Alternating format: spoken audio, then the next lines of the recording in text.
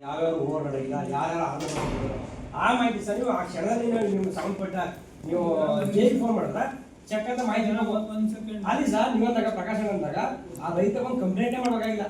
ಅವ್ನು ನೋಡಪ್ಪ ಈಗ ಆರ ಸಮಸ್ಯೆ ಸಿಗ್ತಿಲ್ಲಪ್ಪ ಈಗ ಒಂದು ಅವಕಾಶದ ಕಟ್ಗೆಯ ಡಿ ಸಿ ಮಾಡ್ಕೊಳ್ತೀನಿ ಅಂತ ಹೇಳ್ಬೋದಲ್ಲ ಸರ್. ನಾನೇ ಬಂದು ಕಂಪ್ಲೇಂಟ್ ಮಾಡ್ಬೇಕಂತೇನಿವಲ್ಲ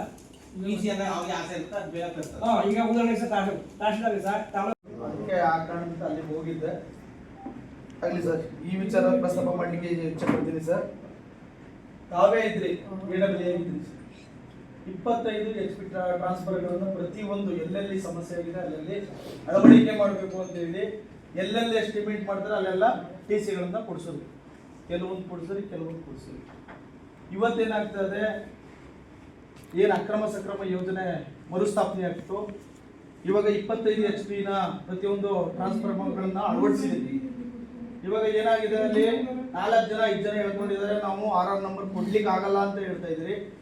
ಅದು ನಮ್ಮ ಸಮಸ್ಯೆ ಅಲ್ಲ, ನೀವು ತಾವು ಟ್ರಾನ್ಸ್ಫಾರ್ಮರ್ಗಳನ್ನ ಅಳವಡಿಸ್ಕೊಂಡು ಸರ್ ಮೊದಲು ಸರ್ಕಾರನೂ ಆದೇಶ ಮಾಡಿತ್ತು. ಆದೇಶ ಮಾಡಿದ್ಮೇಲೆ 25 KV TCಗಳನ್ನ ಹಾಕಿರೋದು. ನೀವು ಅತಿ ಹೆಚ್ಚಾಗಿ 25 KV TCಗಳನ್ನ ಅಳವಡಿಸ್ಕೊಂಡು ಪ್ರತಿಯೊಬ್ಬ ರೈತನು ಬೆಳಿಬೇಕು ಸರ್. ಇವತ್ತು ಆಹಾರ ಭದ್ರತೆ ಇಲ್ಲ ಅಂದ್ರೆ ಏನು ನಾವೇನು ಕೂತ್ಕೊಂಡು ಏನು ರಾಗಿ ಬೆಳಿಲಿಕ್ಕಾಗಲ್ಲ, ಕಬ್ಬು ಬೆಳಿಲಿಕ್ಕಾಗಲ್ಲ, ಏನೂ ಮಾಡ್ಲಿಕ್ಕಾಗೋದಿಲ್ಲ. ರೈತ ಏನಾದ್ರು ಬೆಳೆದ್ರೇನೆ ಇವತ್ತು ಏನಾದ್ರು ಆಗ್ಲಿಕ್ಕೆ ಸಾಧ್ಯ. ಆಹಾರ ರಕ್ಷಣೆ ಜಾಸ್ತಿ ಆಗ್ಬೇಕಾಗುತ್ತೆ. ಹಂಗಾಗಿ ನಾವು ಹೇಳೋಂಥದ್ದು, ನೀವು ವಿದ್ಯುತ್ತನ್ನ ಸಮರ್ಪಕವಾಗಿ ಕೊಟ್ಟರೆ ನಾವು ರೈತರು ಬೆಳೆಯೋಕ್ಕಾಗಲ್ಲ. ಇವತ್ತು ಮಳೆ ಇಲ್ಲದೆ ಭಾಳ ಕಂಗಾಲಾಗಿದ್ದೀವಿ. ಹಂಗಾಗಿ 25 KV TC ಪ್ರತಿಯೊಬ್ಬ ರೈತನಿಗೂ ಬೇಕು ಸರ್. ನೀವು TCನ ಇನ್ನೂ ಹೆಚ್ಚಾಗಬೇಕಾದ್ರೆ ಸರ್ಕಾರಕ್ಕೆ ಕೇಳ್ಕೊಳ್ಳಿ. ನೀವು TCಗಳನ್ನ ಅಳವಡಿಕೆ ಮಾಡ್ಕೊಂಡು ಏನು 4 ಜನ 5 ಜನ ಹೇಳ್ಕೊಂಡಿದ್ದಾರೆ, ಓವರ್ಲೋಡ್ ಎಲ್ಲೆಲ್ಲಾಗಿದೆ ಅಲ್ಲಿ ಸಮಸ್ಯೆಗಳನ್ನ ಬಗೆಹರಿಸುವಂಥ ನಿಟ್ಟಿನಲ್ಲಿ ಕೆಲಸ ಮಾಡಿ ಅವ್ರನ್ನೂ ಅಕ್ರಮ ಸಕ್ರಮ ಯೋಜನೆಗೆ ತಾವು ಪುನಃ ಇದು ಮಾಡಿಕೊಂಡು ಆ ರೈತನಿಗೂ ಸಹ ಬೆಳೆ ಬೆಳೀಲಿಕ್ಕೆ ಅನುವು ಮಾಡಿಕೊಡ್ಬೇಕು ಸರ್. ಒಂದು ಮತ್ತೆ ಪ್ರತಿಯೊಂದು ಗ್ರಾಮಗಳಲ್ಲಿ ಈಗಾಗಲೇ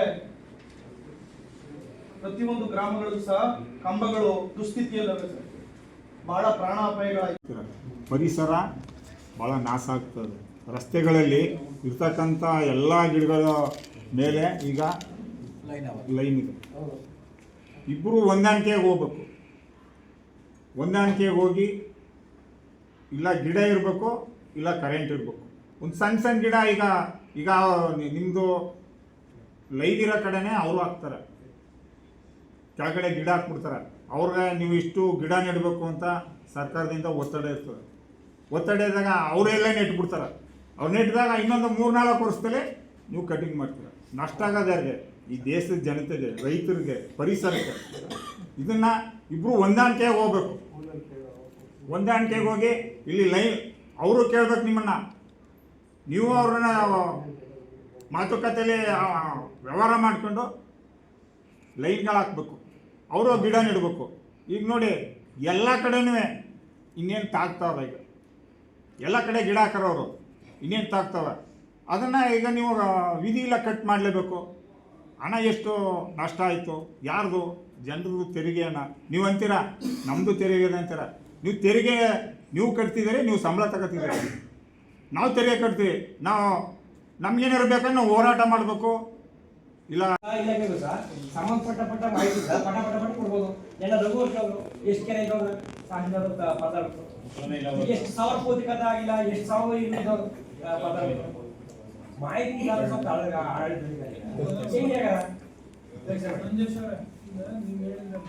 ಮಧ್ಯದಲ್ಲಿ ಒಂದು 2 ನಿಮಿಷ ಇಂಟರ್ವ್ಯೂ ಮಾಡ್ತೀನಿ.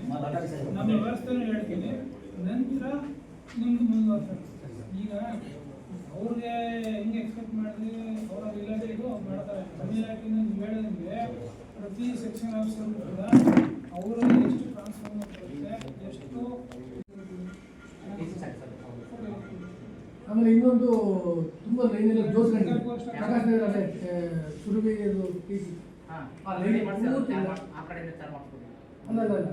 ಒಂದು ಪದಾಧಿಕಾರಿಗಳೆಲ್ಲ ಹಾಜರಾಗಿ ನಮ್ಮ ಶಾಖಾಧಿಕಾರಿಗಳು ಮತ್ತು AW ಅವರ ಸಮ್ಮುಖದಲ್ಲಿ ಚರ್ಚೆ ಮಾಡಲಾಗಿದೆ. ಕೆಲವೊಂದು ವಿಷಯಗಳನ್ನು ಅವರ ಗಮನಕ್ಕೆ ತಂದಿದೆ, ಸಭೆ ಗಮನಕ್ಕೆ. ಮುಖ್ಯವಾಗಿ ಅದೇ ಕೆರೆ ಮಧ್ಯದಲ್ಲಿ ಅದು ಹೋಗಿರ್ತಕ್ಕಂಥ ಲೈನ್ಗಳಿಂದ ಶಿಫ್ಟ್ ಮಾಡಬೇಕು ಅಂತ ಕೇಳಿಕೊಂಡಿದ್ದಾರೆ. ಮತ್ತು ಕೆಲವೊಂದು ಕಂಪ್ನಿ ಮೊಬೈಲ್ಗೆ ಹಾಕಿ ನೋಡಿ, ಅಕ್ರಮ ಸಕ್ರಮ ಹೊಸದಾಗಿ ಬಂದಿರತಕ್ಕಂಥ ಸ್ಕೀಮ್ ಬಗ್ಗೆ ಅವ್ರಿಗೆ ಮನವರಿಕೆ ಮಾಡಿಕೊಳ್ಳಲಾಗಿದೆ. ಎಲ್ಲ ದುಡ್ಡು ಕಟ್ಟಿ ನಂಬರ್ ಮಾಡಿಸ್ಕೋಬೇಕು ಅಂತ ಸ್ಕೀಮ್ ಬಗ್ಗೆ ಸದುಪಯೋಗ ಪಡಿಸ್ಕೊಳ್ಳೋಕೆ ತಿಳಿಸಿದ್ದೀವಿ. ಅವರು ಕೂಡ ಅದನ್ನು ಒಪ್ಕೊಂಡಿದ್ದಾರೆ.